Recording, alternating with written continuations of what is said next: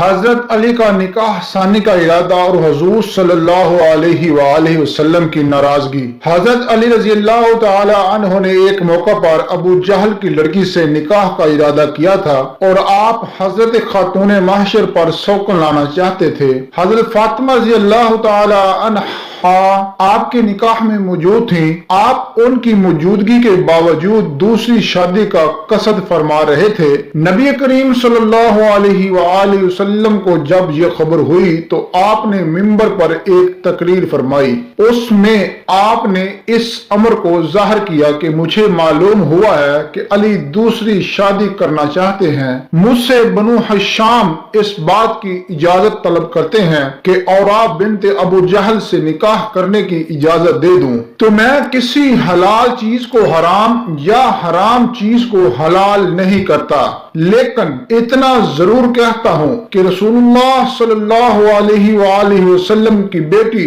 عبداللہ کی بیٹی کے ساتھ جمع نہیں ہو سکتی۔ میں علی کو ہرگز اجازت نہیں دے سکتا، البتہ اگر وہ اورا سے نکاح کرنا چاہتے ہیں تو میری بیٹی کو طلاق دے دیں اور بنی ہشام کی لڑکی سے شادی کر لیں۔ فاطمہ میرے جسم کا ٹکڑا ہے، جس کو وہ ناپسند کرتی ہے اس چیز کو میں بھی ناپسند کرتا ہوں۔ جس چیز سے فاطمہ کو تکلیف ہوتی ہے اس سے مجھ کو بھی تکلیف ہوتی ہے۔